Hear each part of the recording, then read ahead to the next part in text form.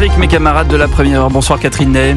Bonsoir Pierre. Bonsoir Louis Dragnel. Bonsoir Pierre. Merci d'être avec nous Antoine Armand. Bonsoir. Bonsoir, député PR de Haute-Savoie, ancien ministre de l'économie. On va écouter Sophie Primas qui ce matin était au micro de Sonia Mabrouk sur CNews et sur Europe 1. Elle répondait à Yael Braun-Pivet, la présidente de l'Assemblée nationale, qui jugeait nécessaire une hausse d'impôts. En tout cas, elle disait qu'on ne pouvait pas s'en sortir autrement. Écoutez la porte-parole du gouvernement. C'est son point de vue. Elle le défendra devant le Premier ministre, encore une fois. Et c'est le Premier ministre qui tranchera. Vous savez, depuis 2 mois, il y a beaucoup de ballons d'essai qui sont envoyés dans la nature. Ce ballon, pardonnez-moi, il fait mal. Parce que là, dans un contexte, dire qu'on ne peut pas exclure une hausse d'impôts... Bien sûr, c'est pas la volonté, je le répète, ce n'est pas la volonté du gouvernement. Ce n'est pas l'option privilégiée que nous prenons. Nous prenons d'abord en considération les baisses de dépenses de l'État. C'est donc la voie qui a été globalement choisie. On verra dans la pratique où nous en serons à la fin des discussions, parce que vous savez, il va y avoir des arbitrages proposés par le Premier ministre au mois de juillet, et puis après, il y aura un temps de discussion avec les partis politiques. Ça vous aide, ce genre de proposition dans la presse ce matin? C'est pas une canicule que nous allons aborder, c'est probablement des vents très très forts. Antoine Armand, qui ment dans l'histoire? Précisez votre question, Pierre. Qui ment entre Yael Braun-Pivet qui dit on s'en sortira pas si on ne hausse pas les impôts, et Madame Primas qui semble dire il y aura des arbitrages, mais il n'y aura pas de hausse d'impôts. Pour le moment, le gouvernement n'a pas encore présenté son budget, on l'attend. Maintenant, la vérité, en tout cas, celle qui me semble évidente. C'est ce que j'attends de vous, Antoine. Celle qui me semble évidente, c'est que nous sommes à la fois le pays qui taxe le plus au monde et le pays qui dépense le plus au monde. Donc, si la solution était d'augmenter les impôts, mais mes pauvres amis, on n'aurait pas 3 000 milliards de dettes et 6% de déficit. 3 345. C'est une évidence. Ensuite, et là je mets de l'eau au moulin de tout le monde, ensuite, baisser 1 euro de dépenses publiques aujourd'hui en France, c'est difficile. Baisser 1 euro, quel que soit le secteur. Parce que ce sont des dépenses qui ne datent pas d'hier ou d'avant-hier, ce sont des dépenses qui datent d'il y a 50 ans. Et donc, dans tous les domaines... Ce sont à chaque fois des dépenses structurelles ? Et non, elles ne sont pas à chaque fois structurelles, donc, premièrement. Pourquoi est-ce que c'est si difficile ? Mais les dépenses les plus importantes reposent sur des prémices que nous avons posées il y a 50, 70 ans maintenant. La sécurité sociale élargie est toujours plus forte, la prise en charge d'un transport sanitaire quand vous avez une consultation, un nombre de médicaments sans limite quand vous allez à la pharmacie, etc., etc. C'est la gratuité. Donc la gratuité, le changement à accomplir, il est politique, il est dans le budget, mais il est avant tout, dans notre mentalité. Quand je vois que des députés socialistes d'un parti de gouvernement sont incapables de proposer ou d'accepter la moindre économie, je me dis qu'on n'habite pas absolument dans le même pays. Et donc, je veux bien qu'on parle d'impôts, je veux bien qu'on ait ce débat-là, mais arrêtons, par pitié, de faire comme si le problème numéro 1 n'était pas la dépense publique incontrôlée. Madame de Montchalin, aujourd'hui, a dit effectivement qu'elle allait faire le maximum pour baisser la dépense publique. Mais enfin, tout cela, ce sont des mots, et en attendant, on ne voit pas de résultats. Vous avez vous-même parlé de 3 345 milliards de dette publique. Je vous confirme que l'heure est aux travaux pratiques pour le gouvernement. Oui. Et que malgré la photo, donc il y a une belle photo de classe, mais en attendant, il se passe rien.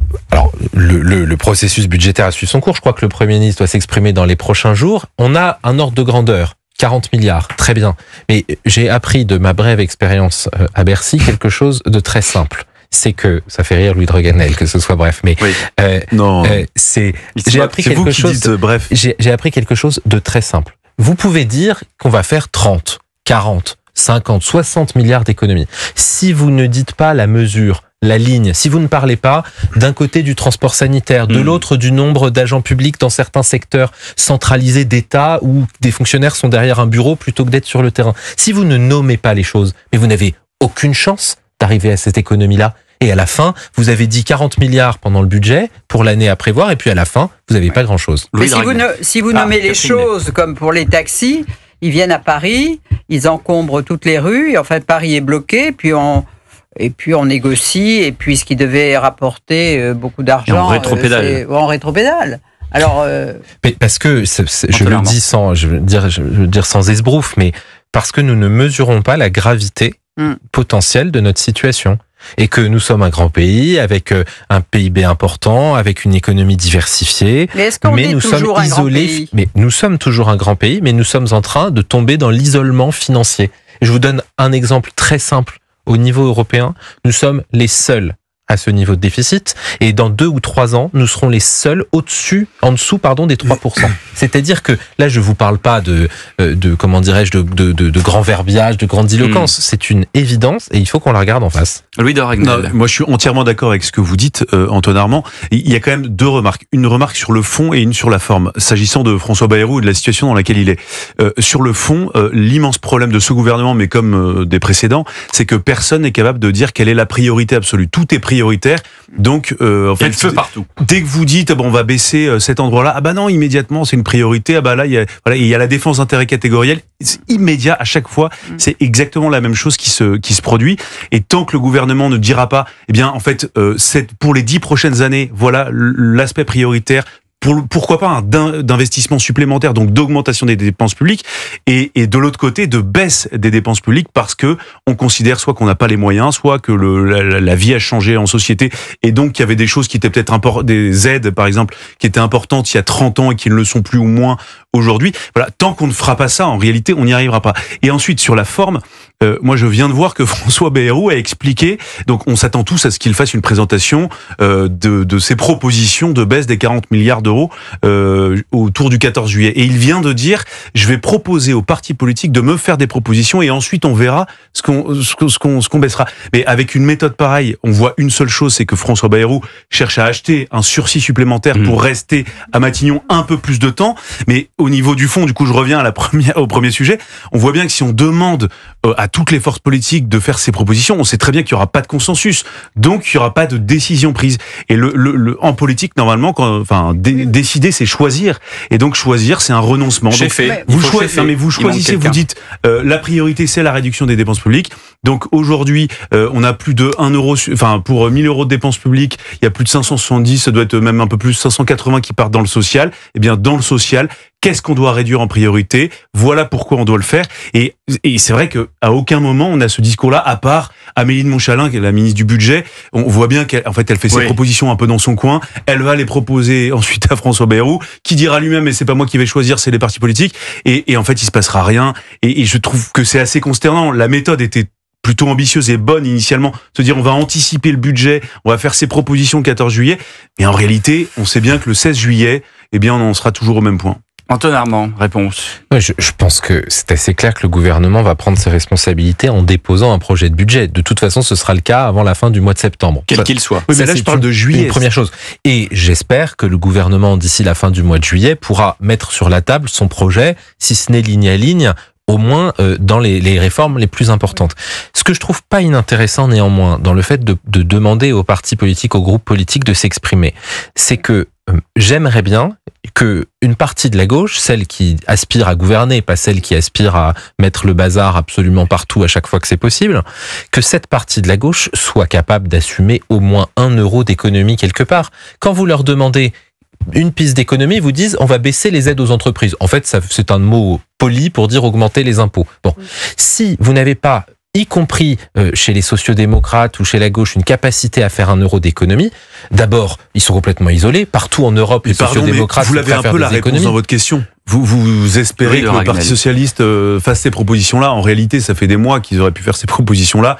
Et ces propositions sont dans ce que vous dites. Ils vont dire faut réduire entre guillemets les aides pour les ultra riches, les aides, les niches fiscales, les impôts pour les riches. Et donc augmenter les impôts. Donc le problème, c'est que tout le monde joue à tendre la main à l'autre. En réalité, personne ne tend la main à personne. Et vous trouvez pas que c'est un peu trop dur? Et moi, je me dis simplement, ça fait maintenant 5-6 ans qu'on parle de réduire les dépenses de l'État, et on attend des autres qui fassent le premier pas. En réalité, maintenant, c'est vous qui êtes au pouvoir. Alors dans une situation qui est pas facile, ça, j'en suis bien d'accord. Maintenant, ce qu'il faut, c'est décider, il faut trancher. Et si vous envoyez le message aux oppositions que vous pouvez reculer, bien évidemment que les oppositions vont tout faire pour vous faire reculer. Oui, mais il peut faire comme, puisqu'il cite beaucoup Mendes France, quand le général de Gaulle est arrivé au pouvoir, il proposait un plan qui était assez drastique pour relever la France, et le général n'en a pas voulu, il a démissionné. Donc, quand il se compare à Mendes, est-ce que c'est parce que pour une fois, parce que jusqu'ici, ne nous a pas habitués dans son passé à prendre des mesures très franches et très rigoureuses. Enfin, il a toujours parlé de la dette. Ça, c'est quand même un sujet qui le préoccupe depuis toujours. Ça, c'est vrai, et ça, il n'a pas varié. Mais dire comment il fallait la réduire, il ne l'a pas dit. Mais maintenant, s'il se compare à Mendes, est-ce qu'il va enfin sortir quelque chose d'assez courageux, puisqu'il pourrait, et où il pourrait démissionner? La clé, c'est la démission. Soit on ne fait rien et on reste, et ça arrange tout le monde, de durer encore 2 ans, parce qu'il faut bien dire que tous les partis, dans le fond, ils se disent on va le faire tomber, mais on veut le garder, parce que il a, dans le fond, l'inaction lui est imposée compte tenu aujourd'hui de ce qu'est aujourd'hui l'hémicycle. Voilà. Je crois que, je suis assez d'accord avec ce que vous avez dit tous les deux. Je crois que, j'ai appartenu à un gouvernement qui a souhaité réduire les dépenses. Le gouvernement de Michel Barnier et le Premier ministre Barnier a eu le courage de ne pas céder, quitte à ce que ça veuille dire tomber. Je suis assez d'accord avec ce que vous voulez dire et je veux insister sur ce point. On ne peut pas attendre 2 ans.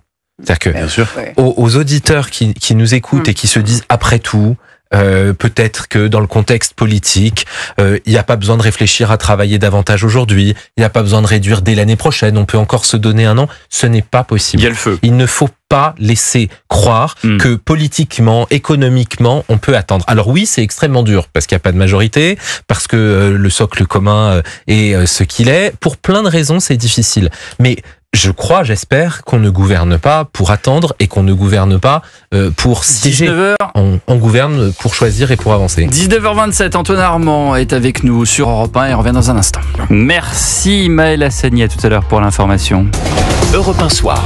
19h, 21h, Pierre de Villeneuve. Toujours avec Louis de Raguedel, Catherine Ney et l'ancien ministre de l'économie, actuel député EPR. EPR, c'est Ensemble pour la République, comme les réactions nucléaires. On aimerait en avoir un peu plus d'ailleurs. Voilà, c'est ça. De Savoie, de Haute-Savoie, pardonnez-moi. Annecy. L'actualité, c'est aussi cette proposition de loi LR pour faciliter la rétention des sans-papiers, rallonger la durée de rétention dans les CRA à 210 jours. Mesure qui était voulue par Bruno Retailleau alors qu'il venait d'arriver à Beauvau. C'était sous le gouvernement que vous avez connu vous-même, Antoine Armand. Écoutez, une passe d'armes à propos de cette proposition de loi entre le député LFI de l'Essonne, Antoine Léaumont, et Bruno Retailleau sur cette proposition de loi. C'était hier soir. Vous utilisez les étrangers et les immigrés pour masquer l'ensemble des violences, des viols, des meurtres qui sont commis non pas par des étrangers, mais souvent au sein de la famille elle-même. Honte à vous, monsieur Retailleau, qui salissez ce drapeau. La pratique de l'inversion des valeurs, c'est la pratique courante des insoumis. Vous m'accusez des pires mots. Votre parti, c'est le parti qui souffle quotidiennement sur les braises de l'antisémitisme, en se cachant bien sûr contre l'antisionisme. Un de vos membres était il y a quelques jours en Algérie, rien sur Boualem Sansal. Il n'a pas parlé du drapeau français, il a dit moi j'embrasse le drapeau algérien. Le seul drapeau, chers collègues, que moi j'embrasse, c'est le drapeau bleu, blanc, rouge. C'est une inversion des valeurs, c'est irresponsable, c'est une honte et vous êtes le parti de l'indignité. Est-ce que vous saluez, Antoine Armand, l'opiniâtreté de Bruno Retailleau ? Dans cette passe d'armes, je pense que pour chacun, il est une évidence que il y a quelqu'un qui défend des choses élémentaires qu'on devrait tous soutenir, et puis de l'autre côté, la France insoumise qui, au fond, essaye de détourner le sujet. Vous avez entendu dans l'extrait que la France insoumise parle des étrangers. Mais cette loi, elle parle des étrangers en situation irrégulière, qui ont épuisé toutes les voies de recours, qui ont une obligation de quitter le territoire et qui présentent une dangerosité pour les Français. Et on ne les retiendrait pas. Je suis député d'une ville qui, pour la plupart des Français, apparaît plutôt calme, Annecy, et dans lesquelles il y a de plus en plus de personnes en OQTF qui traînent dans les rues et qui parfois créent des incivilités ou des violences. Et notre réponse à nos compatriotes, à nos concitoyens, aux étrangers en situation régulière, qui vivent, qui travaillent dans le pays, c'est au fond d'essayer de noyer le poisson. C'est absolument déconnecté de ce que vivent les Français tous les jours, et c'est ce qui explique ce ras-le-bol sécuritaire qui s'exprime dans le pays. Oui, est-ce que vous pensez que si ce projet est voté, que le ministre de l'Intérieur peut compter sur le soutien du Conseil constitutionnel ? Je ne peux pas parler à la place du Conseil constitutionnel. Je comprends qu'il y a une question très importante des motifs de rétention et de la retenue, mais le droit doit pouvoir évoluer quand la société évolue. Ça fait des milliers d'années que c'est le cas. Et je veux dire, moi, j'ai pas de tabou. Si le droit constitutionnel ne permet pas de faire des choses de sécurité, de bon sens élémentaire pour protéger les concitoyens, le droit constitutionnel doit évoluer. Il fait primer les droits individuels sur la sécurité. Et c'est la jurisprudence en l'occurrence. Et donc s'il faut affirmer plus clairement les choses, mais faisons-le. Et je vais vous dire, en général quand j'en parle avec les concitoyens, les gens ne comprennent même pas cette discussion. C'est-à-dire que nous, parlementaires, nous sommes chargés de faire évoluer le droit pour qu'il corresponde à la société. Donc si je viens vous voir et que je vous dis, Pierre de Villeneuve, non, je ne ferai pas évoluer le droit parce que ça voudrait dire qu'on change le droit, et qu'est-ce qu'on raconte ? Donc non, il faut être à l'aise, il faut dire que quand on a une difficulté qui est la nôtre, en termes de sécurité, on y répond. Ensuite, pas de faribole, pas de fable. Le problème numéro 1 des obligations de quitter le territoire, c'est un problème diplomatique. C'est que les pays de retour n'acceptent pas ces personnes. Et ça, c'est long, c'est frustrant et c'est pénible. Louis Dragnel. Alors, non, moi, ce que je trouve particulièrement scandaleux dans cette histoire, c'est que ce texte intervient parce qu'il avait été réfléchi après la mort de Philippine qui avait été sauvagement tué justement par un OQTF qui était sorti de prison. Et donc, Bruno Retailleau s'est dit, il faut absolument que cette histoire ne puisse pas se reproduire ou le moins possible. Et donc, la disposition la plus forte de ce texte, elle concerne en réalité des gens qui sont donc clandestins sur le territoire français, donc qui de toute façon devraient être expulsés dans un monde normal, et ils accumulent d'autres éléments. Ce sont des gens qui présentent des troubles à l'ordre public, ou alors des gens qui ont déjà été condamnés à divers crimes et délits, infractions sexuelles notamment. Et donc on parle même pas de tous les OQTF, on parle des OQTF les plus dangereux.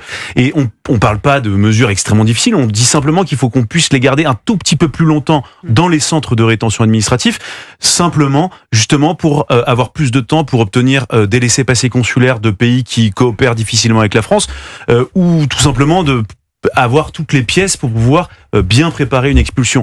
Donc effectivement, là où je vous rejoins totalement, c'est que c'est un débat qui, non mais normalement on devrait même pas débattre de ce sujet. Et je rappelle simplement qu'il y a d'autres pays de l'Union européenne dans lesquels le placement dans l'équivalent dans les pays de centres de rétention administratif, ça va jusqu'à 800 jours, 900 jours, 1000 jours pour certains pays. Donc on n'est absolument pas le pays le plus répressif en la matière. On a un énorme problème d'exécution de ces obligations de quitter le territoire français. Alors vous avez dit en raison notamment des difficultés qu'on a avec certains pays, mais aussi en raison du droit français. Et quand vous regardez aussi toutes les OQTF qui sont attaquées devant la justice par des associations, par des lobbies, des ONG pro-immigration, eh bien vous vous rendez compte que la plupart du temps, ces ONG font annuler l'obligation de quitter le territoire français, et ça provoque, et je termine simplement d'un mot là-dessus, un engorgement énorme dans les tribunaux administratifs. Je rappelle quand même simplement qu'une procédure sur 2 devant les tribunaux administratifs en France concerne le droit des étrangers, et donc normalement les tribunaux administratifs sont faits pour gérer énormément de contentieux, mais pas pour la moitié d'entre eux du contentieux qui concerne des étrangers qui contestent des mesures d'expulsion de la France. Antoine Armand, oui, c'est ce que nous avions porté dans la loi immigration. Il y avait une vingtaine de procédures différentes de recours en cas d'obligation de quitter le territoire. On l'a ramené du droit d'asile à 6 pour l'asile, mais pas que, et pour pouvoir réduire cette portion-là. Il faut quand même comprendre aujourd'hui ce qu'est le travail dans une préfecture des agents publics qui montent pendant des semaines des dossiers pour expulser quelqu'un qui, 1, n'a pas le droit d'être sur le territoire, et qui, 2, a commis des délits par le passé. Et en face, il y a un travail d'investigation, d'instruction très long. C'est énorme. Et après des semaines et des mois, souvent, on est débouté, on est renvoyé à un jugement en appel. Donc ça va pas assez vite. Tout ça, c'est du temps. Ça va pas assez vite. C'est du temps perdu. Et surtout, on le disait à l'instant, c'est pour nos compatriotes dans le sujet budgétaire qu'on abordait juste avant, totalement incompréhensible. Ouais. Bien sûr. Et puis en fait, l'État est très faible par rapport aux moyens auxquels il fait face. Et aux déconstructions de ce que vous avez dit, c'est-à-dire les différentes associations qui bien sûr, avec des tutos à ces clandestins en disant regardez ce qu'on veut pour détourner la loi. Et un système totalement absurde qui est pas lié à Bruno Retailleau ni même à son prédécesseur, mais en fait il y a 30 ans, le ministère de l'Intérieur a délégué une compétence de service public à des associations comme la CIMAD, exactement, pour gérer la prise en charge de ces immigrés, qui soient clandestins ou pas. Et le problème, c'est que le ministère de l'Intérieur paye 2 fois, une fois parce que il finance les associations, et une deuxième fois parce que souvent l'État est débouté dans ses demandes d'expulsion et donc est condamné à verser même des dommages-intérêts à ces personnes. Et plusieurs fois, ici même et ailleurs, dans d'autres émissions à Europe 1, on a posé la question, pourquoi est-ce qu'on ne supprime pas des associations comme la CIMAD? Alors ce qu'il faudrait en réalité, c'est que le ministère de l'Intérieur assume de récupérer l'entièreté de la gestion de l'immigration en France, mais même la prise en charge financière, même humaine, pourquoi pas humanitaire, et comme ça, là, si vous voulez, vous avez une chaîne de commandement totalement unifiée sur cette question-là. Il n'y a aucun problème, je pense, pour personne de laisser la possibilité à des gens membres d'associations, plus simplement pour voir que les conditions d'accueil, d'hébergement des migrants qu'on cherche à expulser respectent les critères humains. Il n'y a aucun problème par rapport à ça. Mais le problème, c'est que c'est un système totalement hypocrite. Et puis, je vous donne un détail, mais le premier conseil que donnent la plupart de ces associations financées par le contribuable, parce que c'est financé par l'État, eh bien, c'est de jeter ses papiers d'identité quand les clandestins sont interpellés. Et attends, je vous donne la suite de l'histoire. Que doit faire l'État, du coup, pour prouver la nationalité de certaines personnes? Comment vous faites? Eh bien, vous devez payer des interprètes qui vont deviner à l'oreille le dialecte, mais je vous assure, ou l'accent de la personne qu'ils ont en face d'eux. Et donc, c'est extrêmement compliqué. Pour certains pays, eh bien, vous avez, par exemple, des clandestins qui imitent un autre accent, et donc, c'est très difficile de trouver le bon interprète. Et entre-temps, eh bien, le temps s'écoule. Et donc, les procédures tombent. Et les personnes sont relâchées, sont dans la nature et on ne sait plus quoi faire de ces personnes. Ça doit être dur d'entendre tout ça en tant que responsable politique, Antoine Herman. Mais c'est une construction, malheureusement, c'est une construction qu'on connaît, qui est une construction lente, ce que vous l'avez décrit, on a parlé de jurisprudence. Je ne sais pas si je dois rire ou si je dois... Enfin, c'est kafkaïen mais comme ça système. Fait partie, vous voyez, moi qui appartiens à une génération politique qui ne fait pas de la politique depuis 30 ou 40 ans, ça fait partie des problèmes avec lesquels nous sommes entrés en politique et face auquel on ne peut pas se dire que c'est une question d'anathème, de droite, de gauche, d'extrême ou de l'un ou de l'autre. C'est une préoccupation centrale de nos concitoyens qui considèrent qu'on ne peut pas continuer avec ces délais et avec cette inefficacité. Alors il faut faire quelque chose, monsieur Armand. Et puisque vous êtes responsable politique, faites quelque chose. Nous commencerons par voter la loi qui est proposée ici et que soutient le ministre de l'Intérieur. 19h43. Merci beaucoup Antoine Armand d'être passé par le studio d'Europe 1.